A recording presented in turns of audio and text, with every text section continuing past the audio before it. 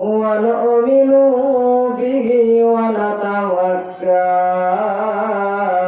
عليه ونعوذ بالله من شرور أنفسنا ومن سيئات أعمالنا من يهده الله فلا مضل له ومن يضلله فلا هادي له وأشهد أن لا إله إلا الله وحده لا شريك له وأشهد أن محمدا عبده ورسوله الذي أرسله بالحق بشيرا ونذيرا وداعيا إلى الله بإذنه وسراجا منيرا فقد قال الله تعالى في كلامه المجيد والفرقانه الحميد أعوذ بالله من الشيطان الرجيم بسم الله الرحمن الرحيم إن الله وملائكته يصلون على النبي يا أيها الذين آمنوا صلوا عليه وسلموا تسليما একটু মহাব্বত দিয়ে দরুদ পড়েন আল্লাহুম্মা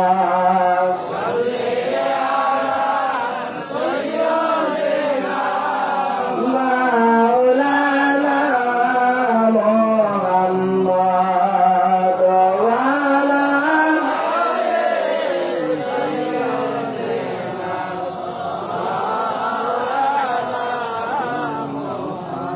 ওরে আদম যখন মাটি পানি মোর নবী খোদার রাসূল যার পরে দরুদ পড়েন আল্লাহ ফেরেশতা কুল আল্লাহুম্মা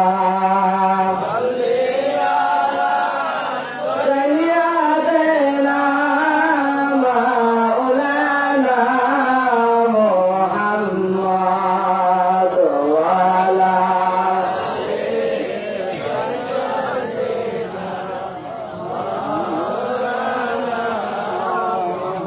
ওরে আগার করবি তুদার তৌহিদ ফানি বাহাকে ইয়ারি বাকি জিন্দেগানি ফানা হলে যদি তার মুর্শিদের তৌহিদে ডুবিবি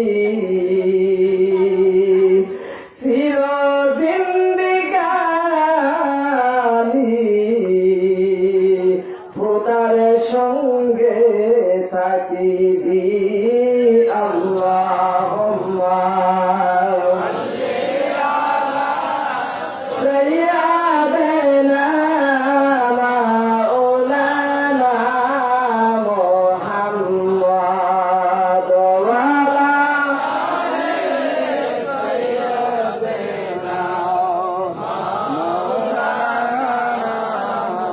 একটু মহাব্বতের সুর দিয়ে বাবা, একটু করুণ সুর দিয়ে দরুদ পড়ব। আল্লাহুম্মা সাল্লি আলা মুহাম্মাদ ওয়া আলা সাইয়্যিদিনা মুহাম্মাদ ওয়া আলা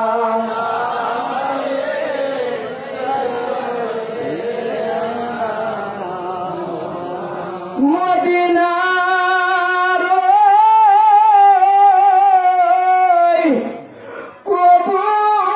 কবুতর যদি আল্লাহ বানাইতো, উইরা উইরা নবীর রওজায় বসিতাম, উইরা উইরা নবীর রওজায় বসিতাম। আল্লাহুম্মা সাল্লি আলা মুহাম্মাদ ওয়া আলা আলি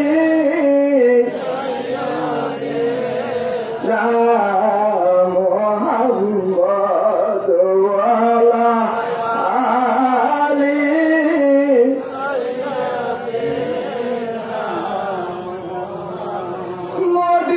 মদিনার মাটি যদি আল্লাহ বানাইতো, দয়াল নবী বুকে কইরা রাখিতাম, দয়াল নবী বুকে কইরা রাখিতাম। আল্লাহুম্মা সাল্লি আলা মুহাম্মাদ ওয়া আলা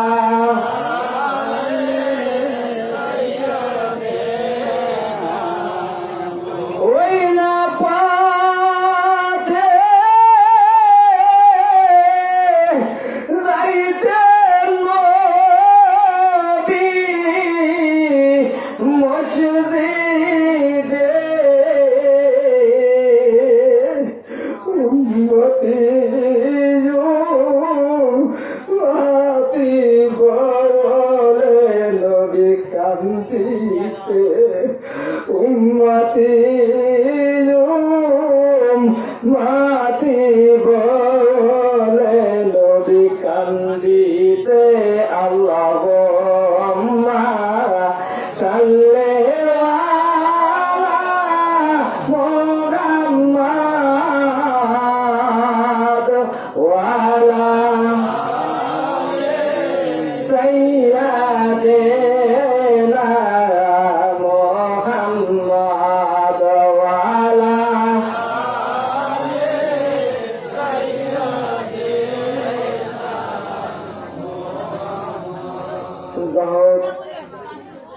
লাখো কোটি প্রশংসা সেই মহান আল্লাহ পাকের দরবারে, যে আল্লাহ পাক আমাকে আপনাকে এই জান্নাতের বাগানে বসার মতো তৌফিক দিয়েছে, বিদায় আমরা বসতে পেরেছি, ঠিক কিনা? তাই আমরা আমাদের সেই প্রাণটা ভরে আল্লাহ পাকের দরবারে লক্ষ কোটি প্রশংসা জানাই, বলেন আলহামদুলিল্লাহ। আর একটু জোরে আলহামদুলিল্লাহ। তার ফলে তার পিয়ারা হাবিব আহমদে মুস্তফা মোহাম্মদে মুস্তফা হুজুর পাক নূর সাল্লাল্লাহু আলাইহি ওয়াসাল্লামের প্রতি লক্ষ কোটি দরুদ ও সালাম বলেন সাল্লাল্লাহু আলাইহি ওয়াসাল্লাম। যা হোক, আমরা ইনশাআল্লাহ এই প্রিয় আবহাওয়ার মাঝখানে আল্লাহ আমাদেরকে সুন্দর একটা পরিবেশ দিয়েছে, যার জন্য আল্লাহ পাকের দরবারে আমরা শুকরিয়া আদায় করি যে আল্লাহ পাক কি করতে না পারে, দেখে কি একটা অবস্থা সারাটা দিন, অথচ এর মধ্যে আল্লাহ পাক এত সুন্দর একটা পরিবেশ সৃষ্টি করে দিয়েছে, বিদায় আমরা এত সুন্দরভাবে বসতে, ঠিক কিনা? কিন্তু বিশেষ করে কথা সংক্ষিপ্ত ভাবে, যেটা হুজুর 10টায় উঠবে, আরো বক্তা আছে, সংক্ষিপ্ত ভাবে 2-4টি কথা বলবো অল্প সময়ের মধ্যে। তো আমরা এখানে যারা আছি, আমরা সবাই আমার নবীর মহাব্বতে আসে, ঠিক কিনা? কিন্তু আজকে যার উদ্দেশ্যে এই মাহফিল, যার উদ্দেশ্যে আজকের এই দোয়ার মাহফিল করেছে, উনি একজন নবীর আশেক ছিলেন না? অবশ্যই নবীর আশেক ছিলেন। ওনাকে বলা হতো জিকিরের সম্রাট, কিয়ামের সম্রাট, মিলাদের সম্রাট, ঠিক কিনা? আমরা শুনেছি এবং আমি নিজেও দেখেছি। আজ আমরা সেই মাহফিলে জিকির, মিলাদ, কিয়াম আমাদের প্রাণ ভরে করবো, ঠিক কিনা? অবশ্যই আমরা ওইভাবেই করব। একটু জিকির করি, লা ইলাহা ইল্লাল্লাহ, লা ইলাহা ইল্লাল্লাহ, লা ইলাহা ইল্লাল্লাহ। সাতটা জান্নাত বানাইল, মনের মতো সাজাইল, সাতটা জান্নাত বানাইল, মনের মতো সাজাইল।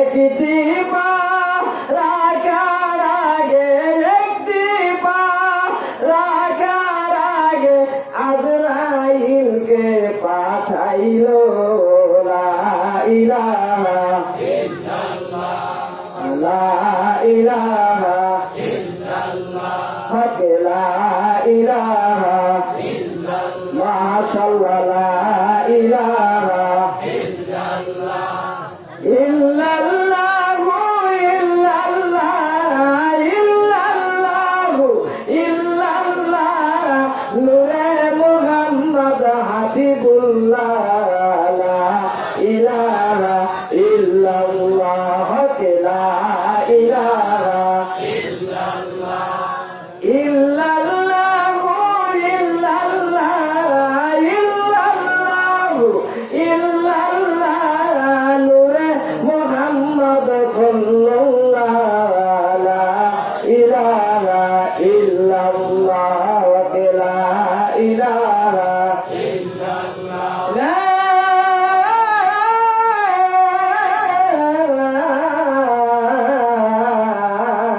ইলাহা ইল্লাল্লাহু মুহাম্মাদুর রাসূলুল্লাহ।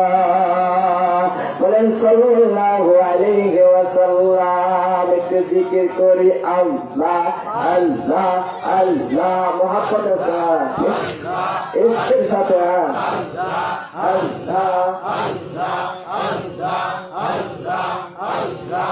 আমার অন্তর হইল কালাই গো, দয়াল মৌলার তুই মাগুনে, আমার অন্তর পুইরা কালা গো, দয়াল মৌলার তুই মাগুনে, আল্লাহ আল্লাহ। আমি না বুঝিয়া করলাম প্রীত আমার মুর্শিদ চান্দের সনে গো, না বুঝিয়া করলাম প্রীত আমার কয়াল চান্দের সনে গো, কয়াল মৌলার হে মাগুনে, আমার অন্তর পুইরা কালা গো, কয়াল মৌলার হে মাগুনে, আল্লাহ আহারা নিজেরা বইলা সব পীড়িতের কারণে, হাইরে আহারা নিজেরা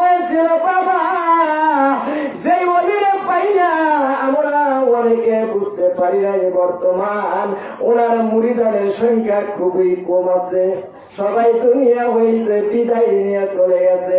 একমাত্র আমার রশিদটাও এই এলাকার মধ্যে আছে, আর প্রায় লোকে দুনিয়া হইতে বিদায় নিয়ে চলে গেছে। আর সেই ওলির স্মরণে আজকে এই মাহফিল মউত ক্বাবলা আনতা মউত, মউত ক্বাবলা আনতা মউত। ওই ব্যক্তিরা কখনো মারা যায় না যেই ব্যক্তি দুনিয়ার বুকে মরার আগেই মরে যায়। বলেন সুবহানাল্লাহ। আর এই ওলিরা এই দুনিয়ার বুকে জিন্দা থাকতে তাদের মৃত্যু হয়ে গেছে, ঠিক কিনা? এইটা কুরআনে প্রমাণ করেছে, নবীর হাদিসে ঘোষণা করা হয়েছে। বাবা, এই জন্য বলা হয়েছে মউত ক্বাবলা আনতা মউত। যেই ব্যক্তি মরণের আগে মরে যায় ওর আর কোনো মৃত্যু হতে পারে না।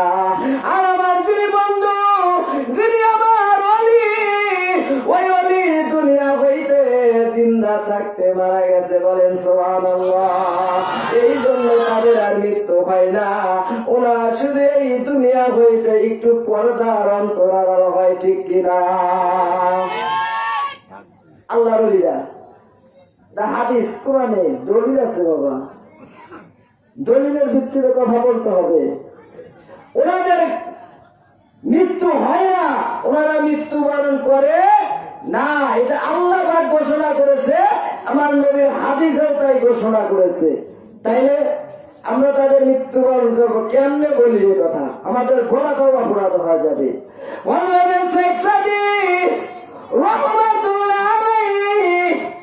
বাবা, ওনার একজন মুরিদান ছিল, ওই মুরিদান একদিন শেখ সাদী রহমাতুল্লাহ আলাইহিকে জিজ্ঞাসা করতেছিলেন, বাবা আপনার মুখের মধ্যে যে সুন্দর দাড়িগুলো দেখা যায় রে বাবা, এই দাড়ি কি আপনার পবিত্র না অপবিত্র?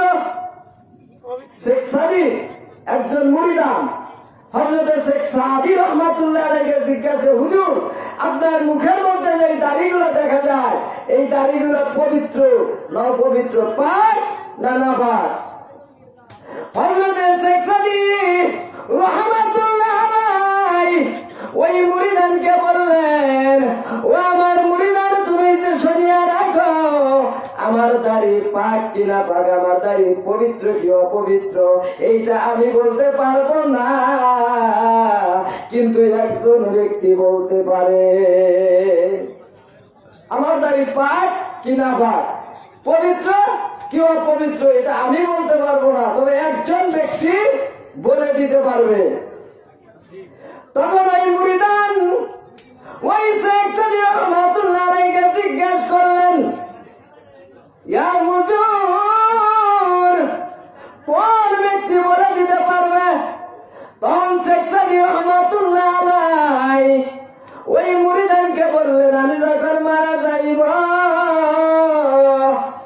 আমার জানাজার নামাজ যেই ব্যক্তি আমার জানাজার নামাজের ইমাম হয়ে জানাজা নামাজ পড়াইবে, ওই ব্যক্তি একমাত্র বলতে পারবে আমার দাড়ি পাক কিনা পাক। সুবহানাল্লাহ। আল্লাহ ওলিদের মওজুদার দিকে আগাইছি ইনশাআল্লাহ। ওলিদের কি পাওয়ার, ওলিদের কি মওজুদা, আমার আল্লাহ ওলিদেরকে দাঁড় করেছে। একটু লক্ষ্য করেন সোনার ভাইরা আমার, ওই মুরিদান এইরকম ভাবে প্রতিদিন চিন্তা করে, কোন দিন জানি আমার মুর্শিদ শেখ সাদী রহমাতুল্লাহ আলাইহি মারা যায়, আমি ওই দিন আমার প্রশ্নের জবাবটা পাওয়া যাব। এইরকম ভাবে কিছুদিন আস্তে আস্তে গত হইয়া যায়। ওই মুরিদান একদিন খেতে খাবারে কাজ করার জন্য গেছে। ওই মুরিদান দেখতেছে এইরকম অনেকগুলো লোক রাস্তার মধ্যে দিয়া হেঁটে আসছে, অনেকগুলো লোক উনি ডাক দিয়া জিজ্ঞাসা করে, ও ভাই জানেরা তোমরা কোথায় যাও গো ভাই, তোমরা কোথায় যাও, আমারে একটু বলে দাও। আর ওই লোকেরা বলে, কে তুমি জানো না, তুমি কি জানো না তোমার মুর্শিদ কিবলা শেখ সাদি রহমাতুল্লাহ আলাইহি মারা গেছে। ইন্না লিল্লাহি ওয়া ইন্না ইলাইহি রাজিউন। আল্লাহু আকবার। তখন ওই মুরিদান যখন দেখি শুনছে শেখ সাদি রহমাতুল্লাহ আলাইহি মারা গেছে, উনি দৌড়ে বাড়িতে চলে গেছে। বাড়িতে যাইয়া গোসল করিয়া একটু ভালো পোশাক পরিধান করে শেখ সাদি রহমাতুল্লাহ বাড়িতে যায় নাই। শেখ সাদি রহমাতুল্লাহ বাড়িতে যায় নাই। উনি কি করেছেন, যেই জায়গার মধ্যে শেখ সাদি রহমাতুল্লাহ জানাজার নামাজ আদায় করা হবে, উনি দৌড়াইয়া যায় হাতের মধ্যে একটা লাঠি নিয়ে ওই জায়গায় দাঁড়ায় আছে। যে জায়গা শেখ সাদি রহমাতুল্লাহ জানাজার নামাজ পড়ানো হবে, যেই জায়গায় ইমাম দাঁড়ায়, উনি সেই জায়গার মধ্যে একটা লাঠি নিয়ে দাঁড়ায় আছে।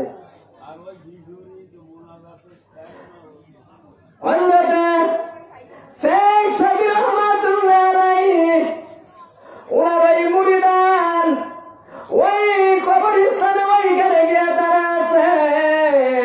এইদিকে শেখ সাদি রহমাতুল্লাহ আলাইহিকে সবাই চার বিহালার পালকি সাজাইয়া কবরস্থানের দিকে যখন নিয়ে যাইতেছিল, এমন সময়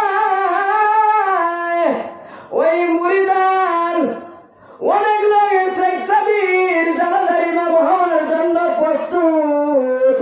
এত বড় ইমাম, যে ইমামের ইমামতি করবে সে জানি কত বড় ইমাম। ওই মুরিদান লাঠি নিয়ে এইভাবে সবার সামনে দাঁড়ায় গেছে। একজন ব্যক্তি যদি এই শেখ সাদি রহমাতুল্লাহ জানাজার নামাজ পড়া, আমি তার হাড় মাংস এক করে দিয়ে দেব। যখন এই কথা বললেন, ওই মুরিদান এইরকম ভাবে লাঠি নিয়ে দাঁড়ায় আছে। এমন সময় এই মরুভূমির মধ্যে হইতে এক ব্যক্তি ঘোড়ার উপরে সোয়ার করিয়া কালো পোশাকে দাঁড়িয়ে মুখগুলা ঢাকা এরকম ভাবে আস্তে আস্তে ওই যে জায়গায় ইমাম দাঁড়াইয়া যায় ওই জায়গায় উনি দাঁড়াইয়া গেল। বাবা ওই জায়গায় যখন দাঁড়ায় গেল, সবাই জানাজার জন্য নিয়াত শুরু করে দিল। আর ওই সময় জানাজার নামাজ যখন শেষ হয়ে গেল, সবাই শেখ সাদিকে কবরস্থ করার জন্য চলে গেল। আর ওই মুরিদান বেটা এইরকম ভাবে লাঠি নিয়ে দাঁড়াই আছে। আর ওই ইমাম সাহেব আমার ঘোড়ার উপর যখন সোয়ার হয়েছে, এইরকম ভাবে লাঠি নিয়ে সামনে দাঁড়াইয়া গেছে।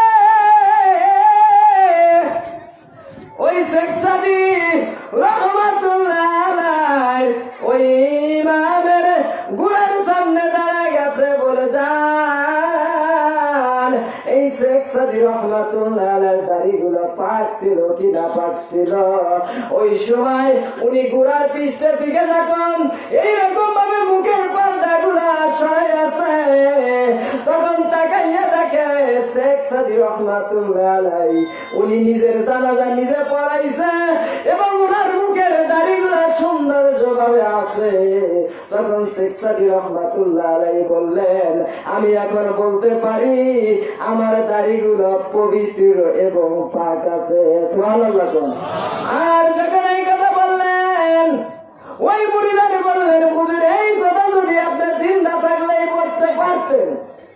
তখন শেখ সাদি বলে, আমি তখনও বলতে পারতাম না, কারণ আমার মৃত্যুর 1 সেকেন্ড আগ পর্যন্ত আমি বলতে পারতাম না আমি ঈমান নিয়ে কবরে আসলাম কিনা। সুবহানাল্লাহ। আল্লাহর ওলিদের এরকম মুজিজা। আমরা যে ওলির এই দোয়ার মাহফিলে আছি, এই ওলিদের এইরকম মুজিজা ছিল, যে মুজিজা এই ওলির মুজিজা বলতে গেলে 1 ঘন্টা সময় লাগবে।